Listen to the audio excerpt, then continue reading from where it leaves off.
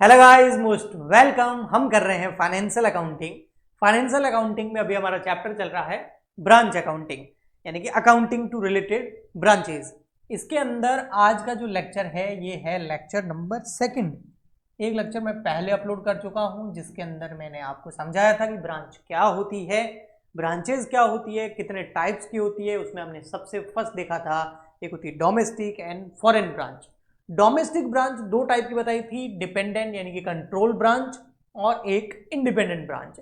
सबसे पहले हमने डिपेंडेंट ब्रांच को स्टार्ट किया था और उसके अकाउंटिंग जो मेथड थे वो मैंने आपको चार बताए थे। सबसे फर्स्ट है branch account method, second number branch stock and debtor method, third number है memorandum trading and PNL account method, fourth number है distinction between wholesale and retail method. Lecture number first के अंदर मैंने आपको ब्रांच अकाउंट मेथड के अंदर format बताया था कि कोई भी डिपेंडेंट ब्रांच की accounting in the books of head office की बुक्स में जो भी डिपेंडेंट या कंट्रोल ब्रांच होती है उसकी अकाउंटिंग हेड ऑफिस अपने बुक्स के अंदर इन चार मेथड से कर सकता है। जिसमें मेथड नंबर जो फर्स्ट है ब्रांच अकाउंट मेथड, इसका मैंने आपको एक फॉर्मेट बनाया था कि इस तरीके से ब्रांच अकाउंट बना करके प्रॉफिट या लॉस कैलकुलेट कर सकता है हेड ऑफिस अपनी डिपेंडेंट या कंट्रोल ब्रांच का। तो जो मेथड नंबर फर्स्ट बताया था उसका आज मैं आपको एक क्वेश्चन करवा देता हूं, उसके बाद हम मेथड नंबर सेकंड की ओर बढ़ेंगे। तो ये न्यूमेरिकल क्वेश्चन है आपके सामने। यहाँ लिखा हुआ है श्री दोषी ऑफ अमृतसर, क्या लिखा हुआ है, श्री दोषी of Amritsar operate a branch at Patiala. ठीक है, मतलब अमृतसर के अंदर हेड ऑफिस है और पटियाला में क्या है, ब्रांच है। तो जो ये अमृतसर में हेड ऑफिस है ये अपनी ब्रांच खोल रहा है पटियाला में, और पटियाला ब्रांच की जो अकाउंटिंग है वो अमृतसर ब्रांच यानी कि हेड ऑफिस, अमृतसर यानी कि हेड ऑफिस अपनी बुक्स के अंदर करेगा। ओके, तो आपको इतना ध्यान रखना है कि भाई अमृतसर के अंदर हेड ऑफिस है इस श्री दोषी का और पटियाला के अंदर इसकी ब्रांच है। अब यहाँ पर क्या है, goods are sent at cost, ये सबसे अच्छी बात है। मैंने आपको प्रीवियस लेक्चर में बताया था कि हेड ऑफिस जो है वो अपनी ब्रांच को गुड सेंड कर सकता है इनवॉइस प्राइस पर और कॉस्ट पर भी। अगर इनवॉइस प्राइस पे गुड सेंड किया जाता है तो उस केस के अंदर जो ओपनिंग स्टॉक होता है ब्रांच का, क्लोजिंग स्टॉक होता है या गुड जो सेंड किया जा रहा है उन सब का उसके अंदर जो अनरियलाइज्ड प्रॉफिट जुड़ा हुआ होता है उसको हमें ऑपोजिट साइड में लिखना होता है। बट अगर कोई भी हेड ऑफिस अपनी ब्रांच को गुड सेंड करता है कॉस्ट पर तो अनरियलाइज प्रॉफिट कहीं मेंशन ही नहीं होता, तो यहां पर कोई ट्रीटमेंट करने की जरूरत नहीं है अलग से, ओनली सीधा सीधा हम अकाउंटिंग करेंगे। कैसे करेंगे तो अभी इस क्वेश्चन को सॉल्व करेंगे। ओके, पीटी कैश जो है उसके एक्सपेंसेस एडवांस में इम्प्रेस सिस्टम के द्वारा दिए जाते हैं, यानी कि पीटी कैश एक्सपेंसेस छोटे मोटे खर्चे होते हैं। यानी कि पटियाला में जो ब्रांच है उस ब्रांच के जो एम्प्लॉयज हैं चाय नाश्ता लेते होंगे, छोटा मोटा जो खर्चा होता है उसके लिए बार बार हेड ऑफिस से पैसा थोड़ी लिया जाएगा। उसके लिए हेड ऑफिस कुछ एक अमाउंट का पेमेंट ब्रांच को कर देता है और बोलता है भी जो चाय नाश्ते वगैरह के छोटे मोटे खर्चे हैं 2 रुपये 5 रुपये 10 रुपये 50 रुपये उसका एक्सपेंस आप इसमें से करना। ओके जी, इसके अलावा पीटी कैश के अलावा ब्रांच जो होती है अपने खर्चों का पेमेंट नहीं करती है, सारा का सारा पेमेंट हेड ऑफिस करता है। क्योंकि हम कर रहे हैं डिपेंडेंट या कंट्रोल ब्रांच, और डिपेंडेंट या कंट्रोल ब्रांच का मतलब ये होता है कि इसका पूरा कंट्रोल हेड ऑफिस के पास होता है। ये पूरी डिपेंडेंट होती है हेड ऑफिस पर, हेड ऑफिस ही इस ब्रांच को गुड सेंड करता है और इसके अलावा इस ब्रांच के जितने भी खर्चे होते हैं उनका पेमेंट भी हेड ऑफिस ही करता है। ये ब्रांच केवल गुड्स को सेल करते हैं और उससे जो भी पैसा मिलता है वो हेड ऑफिस को भेज देते हैं। ठीक जी, ओके, ये सब मैं बता चुका हूं प्रीवियस लेक्चर में। अभी जो मैंने एक्सप्लेनेशन दिया फिर भी मैंने एक बार और बता दिया ताकि इस क्वेश्चन की एक बैकग्राउंड तैयार हो जाए। All expenses are paid by the head office, हमको पता ही है भाई कंट्रोल या डिपेंडेंट ब्रांच के सारे खर्चों का पेमेंट हेड ऑफिस ही करता है। Following were the transaction between the head office and branch during the year ended 31 दिसंबर 2018, यानी कि कैलेंडर ईयर फॉलो हो रहा है। जनवरी 2018 में ईयर स्टार्ट हुआ और 31 दिसंबर 2018 में ईयर एंड हो रहा है, तो 12 महीने की हमको अकाउंटिंग यहाँ करनी है। Open necessary account in the books of head office, head office की बुक्स में आपको प्रॉपर अकाउंटिंग करनी है, बिल्कुल हम हेड ऑफिस की बुक्स में ही ब्रांच के लिए अकाउंटिंग करेंगे, ब्रांच का प्रॉफिट या लॉस पता करेंगे और ब्रांच अकाउंट मेथड फॉलो करेंगे। Furniture was valued after charging depreciation 10% on the original value, यानी कि फर्नीचर पे जो है 10% क्या लगाना है, डेप्रिसिएशन लगाना है। अब यहाँ पर अमाउंट्स दे रखे हैं बहुत सारे, ओपनिंग बैलेंसेस वगैरह, तो हम क्या करते हैं, सबसे पहले फॉर्मेट बना लेते हैं ब्रांच का। तो ये है हमारा ब्रांच का फॉर्मेट, एक सेकेंड बस, यानी कि branch account in the books of head office. ये ब्रांच अकाउंट किसकी बुक्स में बन रहा है, हेड ऑफिस की बुक्स में बन रहा है। ये अकाउंटिंग कौन कर रहा है, हेड ऑफिस कर रहा है। किसके लिए कर रहा है, अपनी ब्रांच के लिए कर रहा है। क्यों कर रहा है, क्योंकि वो जानना चाहती है हेड ऑफिस कि हमारी ब्रांच जो है इससे हमें प्रॉफिट हो रहा है या लॉस हो रहा है। डेबिट क्रेडिट एक अकाउंटिंग पीरियड के अंदर, ये पर्टिकुलर, ये आ गया रुपीज, ये पर्टिकुलर रुपीज, ठीक है। अब देखो यहां पर लिखा हुआ है stock at the branch, branch के पास में स्टॉक पड़ा है एट द बिगनिंग, कितना, 9,200 रुपए का। आपको पिछले लेक्चर में मैंने फॉर्मेट बनाया था, मैंने बोला यहाँ पर 4 तरह के ओपनिंग स्टॉक आते हैं। इसमें एक आता है ब्रांच स्टॉक, एक आता है ब्रांच डेटर, है ना, अकाउंट, और एक आता है ब्रांच पीटी कैश। ये ओपनिंग बैलेंसेज हैं जो ब्रांच के पास में है, भाई ब्रांच के पास में। और ब्रांच फर्नीचर, जब ये अकाउंटिंग ईयर स्टार्ट हुआ होगा, यानी कि 1 जनवरी 2018 को, उस दिन ब्रांच के पास में पहले से क्या क्या पड़ा था, भाई कितना स्टॉक पड़ा था, कितने डेटर पड़े थे, कितना पेटी कैश था, कितना फर्नीचर था, तो ये सारे के सारे ओपनिंग बैलेंसेज हैं। ये क्वेश्चन में दे रखे होते हैं, आपको ओनली यहाँ लिखने होते हैं। जैसे हमें यहाँ पर दे रखा है, देखो क्या दे रखा है, बिगिनिंग के अंदर ब्रांच का स्टॉक दे रखा है, स्टॉक एट द ब्रांच, कब, बिगिनिंग का, यानी कि स्टार्टिंग का, ओपनिंग 9,200 रुपये स्टॉक। अब अच्छी बात यह है कि जो ब्रांच गुड सेंड करती है ना, वो करती है एट कॉस्ट पर। ये देखो लिखा हुआ था ना, goods are sent at cost. इसका मतलब जो भी ओपनिंग स्टॉक या क्लोजिंग स्टॉक है वो कॉस्ट पे ही रिकॉर्ड किए हुए हैं, उनके अंदर किसी प्रकार का कोई अनरियलाइज प्रॉफिट जो है वो जुड़ा हुआ नहीं है। और जिस वजह से ये जो ब्रांच स्टॉक है, हमने यहाँ लिखा है, ये किस पे, कॉस्ट पे है, यानी इसमें कोई अनरियलाइज प्रॉफिट नहीं है, कोई इसमें लोडिंग जुड़ा हुआ नहीं है, क्योंकि प्रॉफिट जोड़ के हेड ऑफिस अपनी ब्रांच को गुड सेंड करता ही नहीं है, कॉस्ट पे करता है, ना कि इनवॉइस प्राइस पे। तो हमें सिर्फ यहां ही लिखना है। बट अगर ये ब्रांच स्टॉक इनवॉइस प्राइस पे होता, यानी कि इसके अंदर अनरियलाइज प्रॉफिट जुड़ा हुआ होता, हेड ऑफिस अपनी ब्रांच को गुड्स अगर इनवॉइस प्राइस पे सेंड कर रही होती, तो ये इनवॉइस प्राइस पे होता और इसके अंदर जो अनरियलाइज प्रॉफिट है उसको निकाल के हम क्रेडिट साइड में लिखते, जैसा कि मैंने प्रीवियस लेक्चर में आपको फॉर्मेट में बताया था। बट यहां ऐसा कुछ भी नहीं है।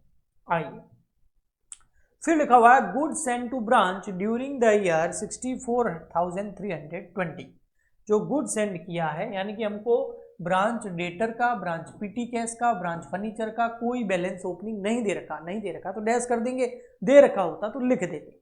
हमको बोल रखा है भी जो हेड ऑफिस है वो गुड सेंड करती है, किसको, गुड सेंड टू ब्रांच। अब हेड ऑफिस जो है वो ब्रांच को कितना गुड सेंड किया है इस अकाउंटिंग ईयर पर, पूरे साल में उसने किया है 64,320, 64,320।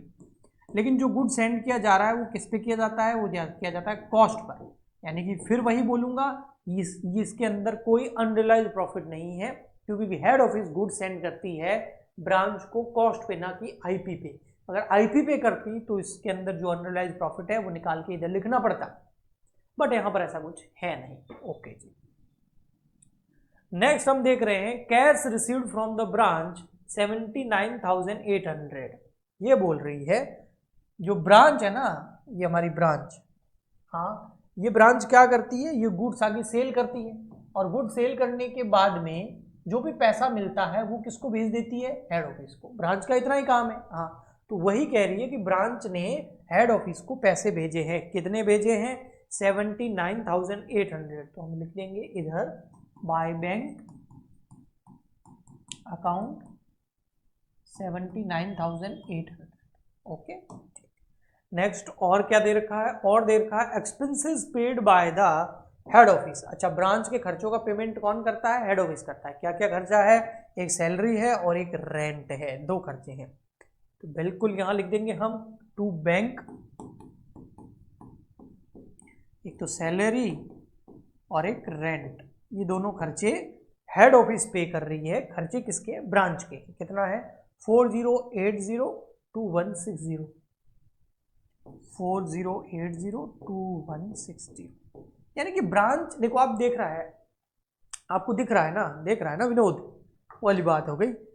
आप थोड़ा तो ऑब्जर्व भी कर सकते हैं ना कि हेड ऑफिस कुछ भी ब्रांच को भेज रहा है तो यहाँ चाहे वो गुड्स भेज रहा है, चाहे कोई कैश भेज रहा है, चाहे उसके खर्चों के पेमेंट करने के लिए पैसे दे रहा है, चाहे पीटी कैश दे रहा है, चाहे कोई फर्नीचर भेज रहा है, कुछ भी हेड ऑफिस सेंड कर रहा है ब्रांच को तो इधर लिख रहे हैं।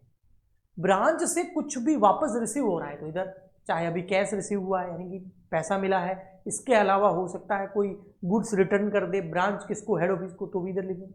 यानी कि हेड ऑफिस कुछ भी ब्रांच को भेज रहा है, सेंड कर रहा है तो इधर, वहां से कुछ रिसीव कर रहा है तो इधर। कितना सिंपल हो गया है ना।